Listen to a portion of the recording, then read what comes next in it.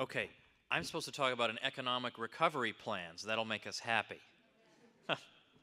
Yeah, but then it'll depress you when you see how unlikely it is that any of this will ever be enacted. But nevertheless, it's intellectually satisfying to know that these problems can be solved. I mean, I know a lot of us at least take intellectual pleasure in solving problems and figuring out, well, what would be the solution? So you'll get a lot of intellectual pleasure out of this, and probably all will get. But it's difficult, I think, to try to explain how to get out of an economic downturn when we don't cover how you got into it. I mean, naturally, you need to have a proper diagnosis in order to have a proper remedy. But given that the time today is actually extremely limited for the speakers because they want to keep open a lot of time for questions, I am in fact going to have to skip over how we get into this, and I hope it won't seem like hopelessly self-promotional just to say that I wrote this book last year, Meltdown, that covers that. So I feel like I can skip that, and if you'd like to know more about that, you know, there are copies out there. But so I'm going to start sort of with what needs to be done. Just making a brief note that, of course, the villain that we tend to focus a lot of our attention on, and justifiably so, is the Federal Reserve System. And my book and a lot of other writing has pointed out exactly how the Federal Reserve's policies lead to outcomes like this, how they contribute to the inflation of asset bubbles that inevitably pop and leave a lot of human wreckage in their wake, how the Federal Reserve's intervention when it comes to influencing interest rates also yields discoordination throughout the economy. It encourages the expansion of certain sectors at the expense of others, and the expansion of these sectors can persist only as long as the credit creation by the Fed persists and grows. So this deformation of the economy that's brought about by the Fed's intervention, leading to the allocation of resources into sectors they wouldn't go otherwise. If artificially low interest rates weren't encouraging them in particular directions, they wouldn't go there. Well, once this credit creation begins to slow down, well then the outlets where these resources have gone will find that, gee, they really aren't so profitable after all. It doesn't really work. This business model doesn't work as long as a whole lot of freshly created money isn't continuing to prop it up.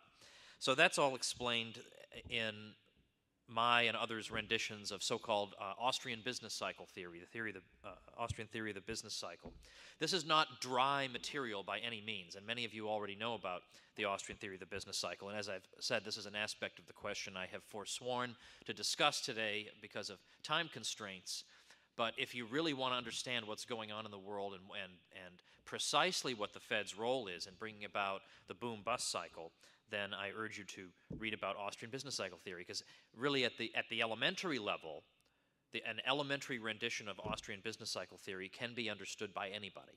And this is the theory that Ron Paul always is confronting either the Treasury Secretary or the Fed chairman with, and you know they always wind up in tying themselves in knots trying to answer him.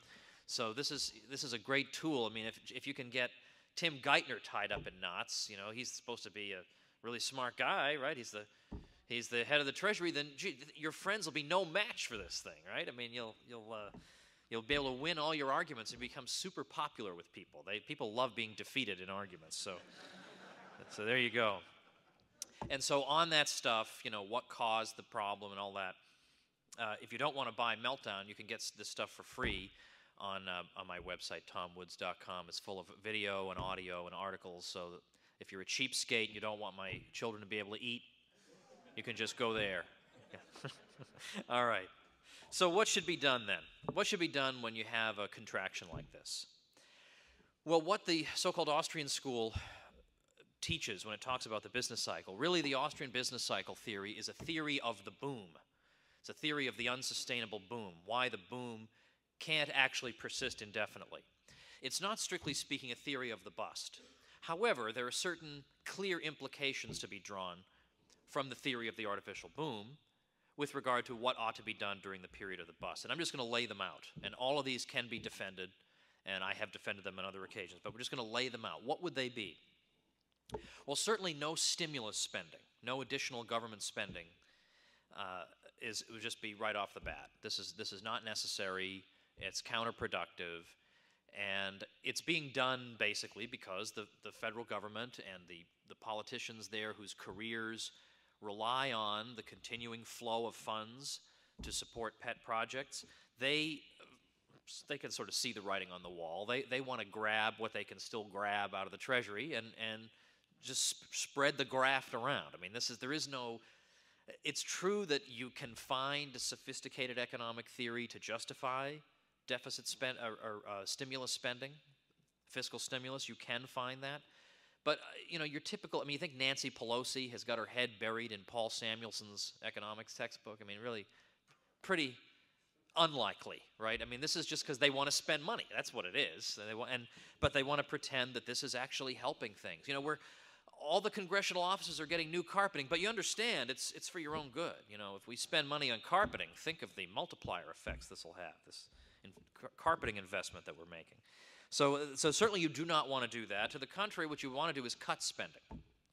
This runs contrary to much of the conventional wisdom in the old days, some of which has thankfully fallen away. That conventional wisdom was all wrong.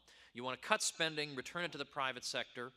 The private sector is going to need the funds in order to realign the structure of production that's been distorted by the artificial boom. They need the funds. Entrepreneurs know what to do with them. They know how to allocate the resources in ways that are rational and sustainable. You don't want to keep inflating the money supply. That got us into the problem in the first place, but only government would come up with the idea that the solution to the problem is exactly the same thing that caused the problem, which would be, let's get interest rates even lower. Well, but see, the low interest rates, they cause the problem. The artificially low rates cause the problem, so you don't want to do that. No emergency lending, because for all you know, you're propping up firms that deserve to go out of business, that in fact are bubble firms, or could simply be firms in which the resources that have been allocated there, they don't make sense in light of the existing resource availability. We don't want that. We need these things to close their doors so that their labor resources and trucking resources and raw materials that they transform can be reallocated to uses that are actually in line with consumer demand, not simply in line with what would make sense if these artificially low interest rates were real, but they're not. We don't want to prop up various sectors of the economy that are particularly suffering. So, for example, the housing market right now. We don't need to prop up the housing market. By some reckonings, there is an overhang of 1 million unsold houses on the market right now. That is plenty. We got plenty of houses. We do not need to stimulate more house construction. To the contrary, we've had far too many resources go into the construction of housing.